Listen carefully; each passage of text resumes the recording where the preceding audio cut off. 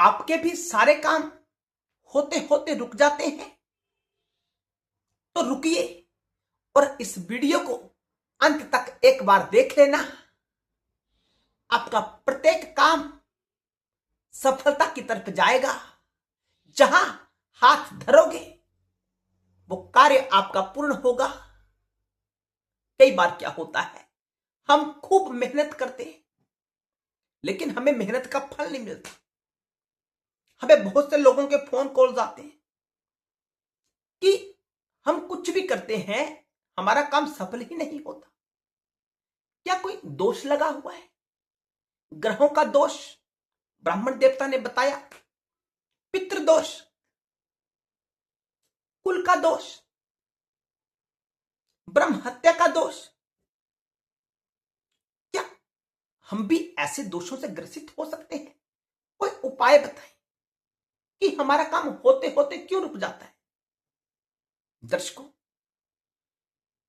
शिव जी ने मां पार्वती से एक उपहार स्वरूप एक मत का वर्णन किया।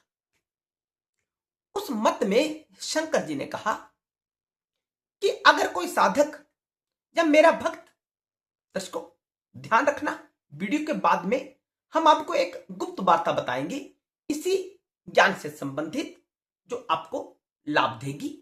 जो हम सूत्र बता रहे हैं, यह सूत्र तभी काम करेगा अगर आप उस बात को मानेंगे।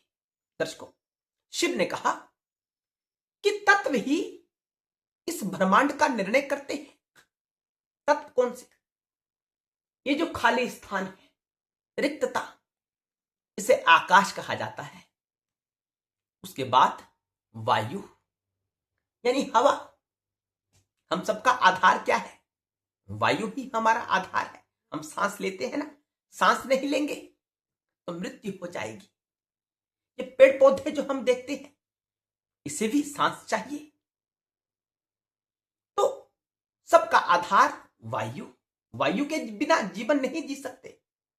आप चाहे कितनी भी तरक्की कर ले, आप टाटा बिरला बड़े से बड़े ग्रुप को प्राप्त कर ले, जब तक आप की श्वास क्रिया उत्तम नहीं है, आप सफल नहीं हो सकते। दर्शकों, अग्नि, अग्नि के बिना क्या संभव है? कुछ भी नहीं। ध्यान से सुनना, हो सकता है आपको थोड़ा मुश्किल लग रहा हो, लेकिन अंत में जो निष्कर्ष इस वीडियो का निकलेगा वो आपको खूब लाभ देगा, बहुत लाभ देगा। एक बार करके देखना, आजमा के देखना। जल, जल के बिना कुछ हो सकता है? जल ही जीवन है। जल ना पिए तो जिंदगी डगमगा जाती है, हम मरने लगते हैं, क्योंकि जल के बिना जीवन संभव नहीं। व्रत में हम कुछ खाएं ना खाएं कोई दिक्कत नहीं, लेकिन जल हमें मिलना चाहिए। आपके साथ भी ऐसा ही होता है ना। और पृथ्वी, धरा, धरा यानी जमीन, पृथ्वी, अर्थ, ये सबको धारण करती है। हम सबको उठाने वाली कौन है? धरा ही तो है। और हमारी बॉडी में जो अधिकतर भाग लगा हुआ है वो कहां से प्राप्त हुआ? धरती से प्राप्त हुआ।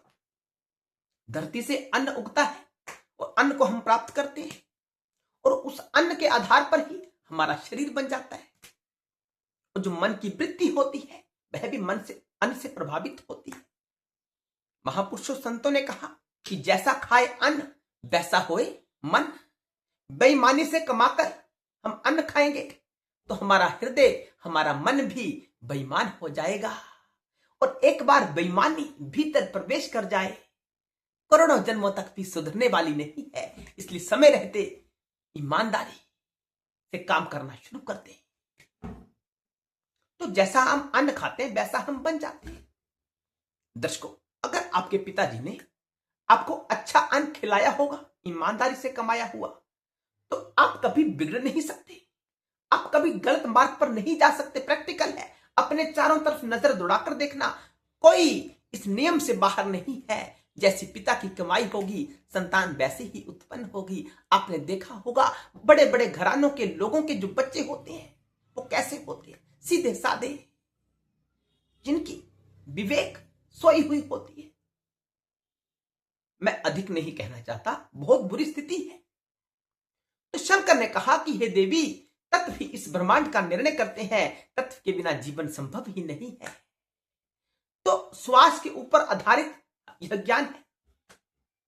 हमारे नाक के 2 छिद्र होते हैं, ध्यान से सुनना, गहरी हो सकता है कुछ लोग जानते भी हो।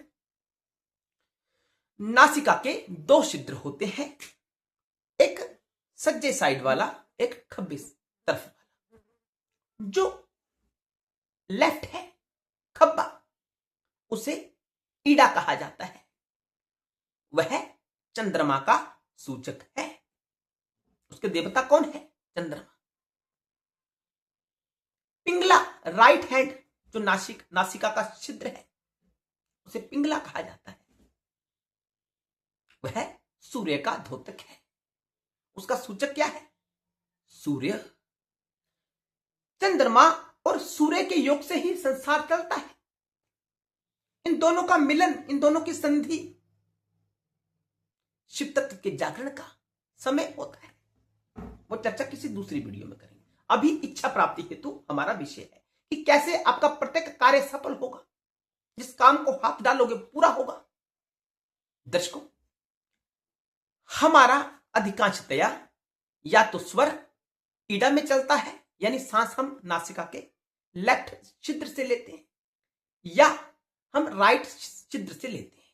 यही होता है, दोनों एक साथ नहीं चलते। कभी राइट चलेगा, कभी लेफ्ट चलेगा, दोनों की यही स्थिति है। बीच में कुछ समय के लिए, 5 मिनट के लिए, 10 मिनट के लिए अधिक से अधिक सांस हमारा दोनों नासिकाओं से चलता है, दोनों नालियों से बहता है। तो परम स्थिति होती है, उसका वर्णन यहां नहीं कर रहे। तो जब भी किसी काम को करने के लिए आप घर से निकलो, अब नियम को समझना ध्यान से, तो आपने अपने स्वर का मूल्यांकन करना है कि आपका कौन सा स्वर चल रहा है। अगर आपका ईड़ा स्वर चल रहा है तो आपको अपनी दहलीज से बाहर और अपने बरामदे के बाहर, अपने आंगन के बाहर, अपनी गाड़ी में चढ़ते हुए, जहां आप काम करने के लिए जा रहे हैं, वहां ऑफिस में या किसी दूसरे स्थान पर, वहां उस कदम को आगे रखें जो आपका स्वर चल रहा हो। अगर ईड़ा स्वर चल रहा हो तो ईड़ा को कदम पहले रखें। अगर पिंगला चल रहा हो तो पिंगला यानी राइट साइड वाला पैर आगे बढ़ाएं। हमेशा आपको इस बात का ध्यान करना है और सावधान होकर सुनना कि जब आपका स्वर दोनों नासिका के छिद्र से बह रहा हो एक समान, तो आपको किसी भी कार्य को करने के लिए घर से बाहर नहीं निकलना है। जहां खड़े हैं वहां खड़े रहे और शिव शिव शिव ऐसा जाप करें। आपका काम सफल नहीं होगा अगर आप सुषुम्ना स्वर में कहीं बाहर निकल जाओगे और काम को करना आरंभ कर दोगे। आपका काम सफल नहीं होगा, काम को रोक दे वहां पर ही। तो आशा है आपको ज्ञान प्राप्त हो गया होगा। और दर्शकों, अधिक से अधिक आपको शिव की भक्ति में तत्पर रहना है, महादेव को